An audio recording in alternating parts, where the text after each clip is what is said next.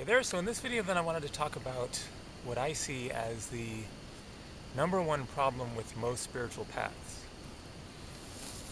And I don't mean to be divisive here and call out this spiritual path is the wrong way and this other spiritual path is the right way or something like that. It isn't a black and white thing.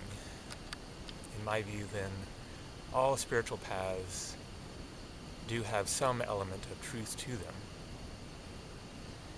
And even the major world religions are tapping into universal truths to some extent or another, and are to a great extent a mix of truth and deception. But it isn't so much a matter of outright deceit, I don't think, with many of these spiritual paths, other than obviously the cult leaders, the con men, etc. Certainly that's going on, but instead, then the main problem with most spiritual paths, as I see it, is a focus on the upper self and a corresponding denial of the lower self and of primal root energy. So most spiritual paths are in a upward-looking viewpoint of, just think of the Bible and the focus on heaven and the angels and being saved, of being lifted up. And this is one side of things. This general idea that heaven is up in the sky, the angels are hanging out up in the clouds, and it's better up there.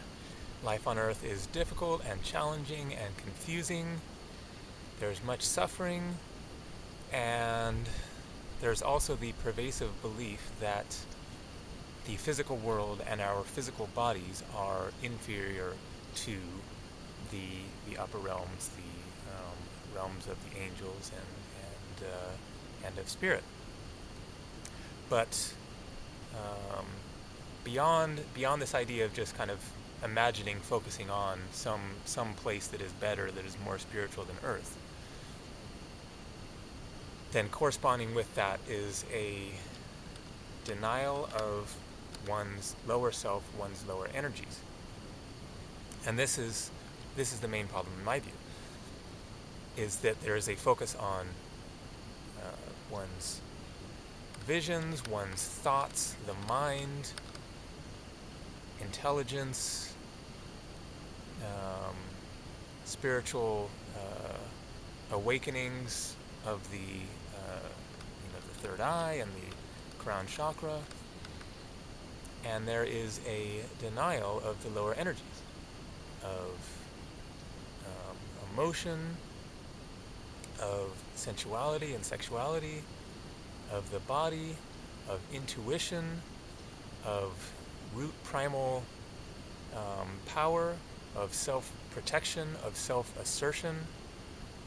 And this is where our real power lies, in the lower self, in the lower energies, in our emotional being, in our spontaneous, creative, flowing life force energy. And so there tends to be a focus on basically the separation-based, controlling view of things. This is the upper chakra masculine perspective of delineating things, figuring things out,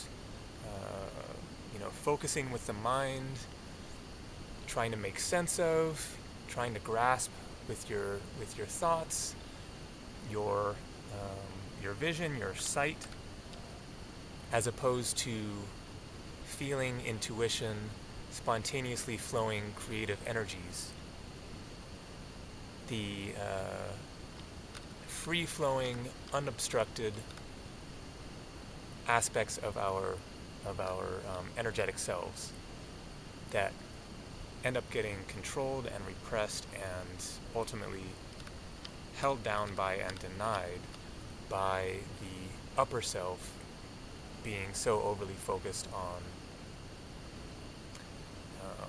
trying to understand things, trying to figure things out, trying to make sense of things, rather than just spontaneously living and being and expressing.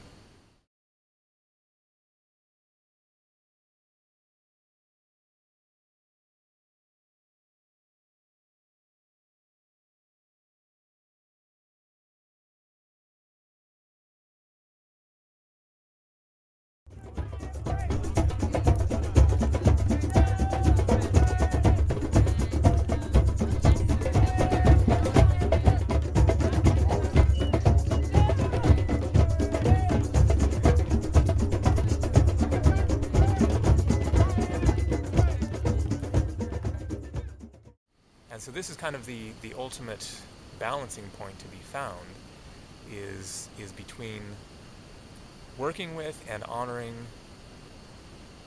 and guiding and flowing with your base energies and recognizing them as part of yourself, part of the process, and also, being in that space of your upper self and your desire to know and understand and make sense of and figure out and see with your own eyes what's happening, what reality really is. And so in my view, then there needs to be more focus on the body from a spiritual context of emotional energy. There is a whole world within us of feelings and emotions that we can explore, we can tap into, we can align with, we can integrate with our spiritual selves, which gives true substance to our being, rather than just being thoughts and ideas and the sort of the vision, the master plan of who we'd like to be, what we'd like to create, how we'd like life to be experienced. Then feeling and emotion and creative energies and root life force energy and power is the real substance of consciousness, of our being, that is necessary to give true life to the thoughts and the images and the visions and the ideas that we may have within our minds of what we'd like life to be like, what we like ourselves to be able to manifest in the world. So just look at the spiritual teachings of the major religions, whether you're talking about Christianity, Judaism, Islam, Hinduism, Buddhism, across the board, you will see over and over again them talking about don't get caught up in your emotions. They are a distraction. They are just going to drag you down. They lead to clouding your otherwise clear sight and vision.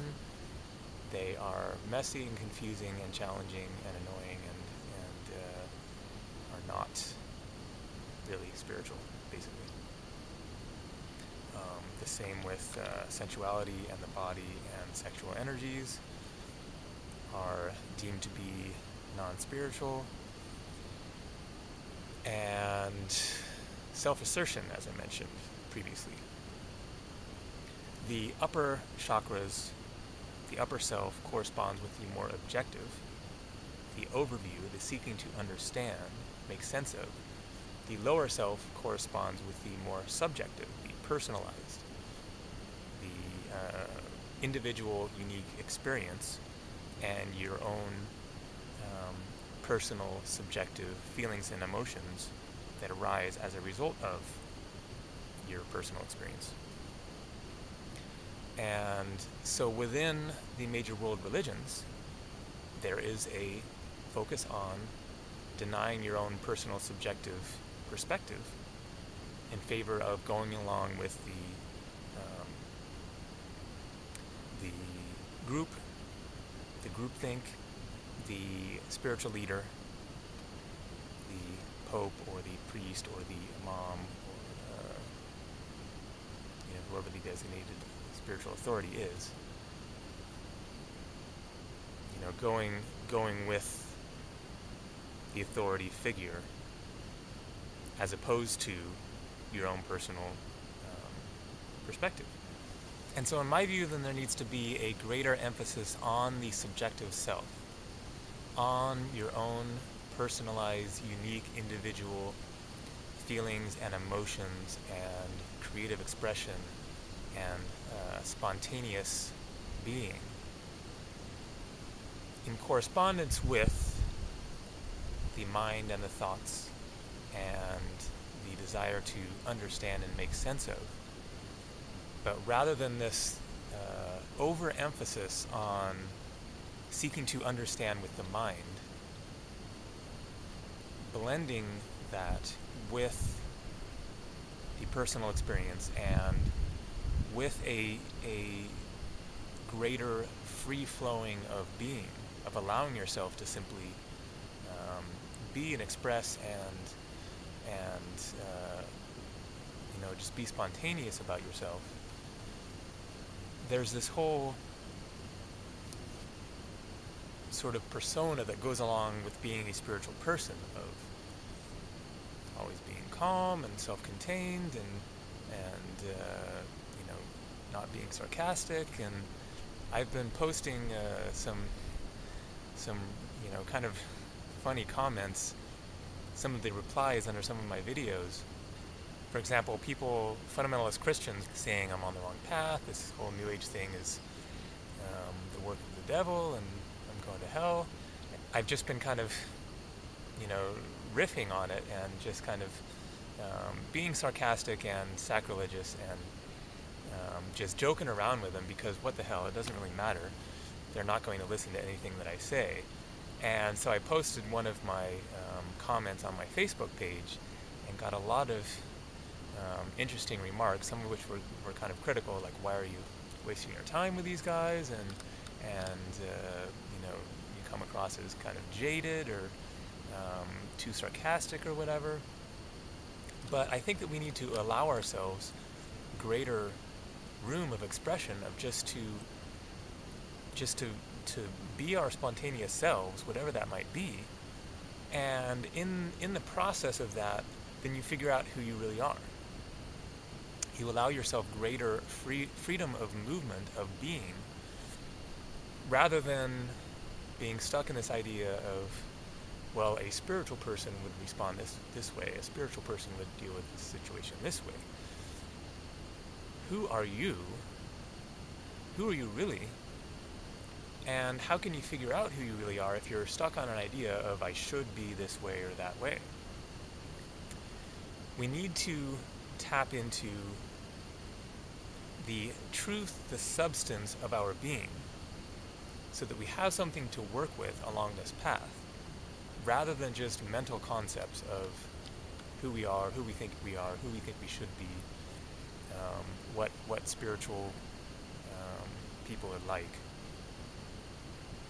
Before you can create something, you have to have substance to work with. And I think that is one of the major mistakes that is made, the misunderstandings along the spiritual path, is focusing on the vision of what you want to create, of what you want to be, when you don't have much in the way of actual substance to work with, because we are so emotionally repressed and denied that we have separated from our root power, our subjective self, our lower being. And so we're struggling with these conflicting thoughts and things that come up within us, various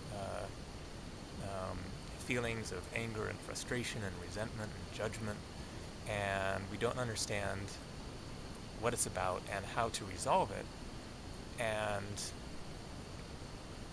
People are making the same mistake over and over again of focusing on the upper self and the thoughts and your beliefs and trying to rearrange your thinking patterns, when the real problem lies in the lower self, in denying one's root power, one's true feelings and those deeper primal emotions, anger and fear and sadness, the three basic negative emotions that don't have a place of genuine expression within our society, but which are an integral part of who we are, in my view. So we need to be figuring out how to tap into and align with those deeper energies within us, and eventually get down to the Kundalini energy, which is the true essence of the life force flow. And that's really what it's about ultimately, in my understanding, is eventually getting to that unobstructed flow of life force energy. And repressed emotions are simply, headed in the general direction of that life force energy. They are a energetic response to denial. Emotions are simply a response to reality, to our experiences in life. And they are the way that our feeling body clears itself of denial and repression. And so it is simply a manifestation of life force energy trying to get back to normal, basically. Various circumstances in life, people abusing us, projecting on us, getting us to limit ourselves because they're uncomfortable being around free-flowing energy, and so that's just the way the society works, and so we get used to that and figure out how to clamp down on our real feelings, and in so doing, then we limit our expression, our spontaneity, and we repress our life force flow of being.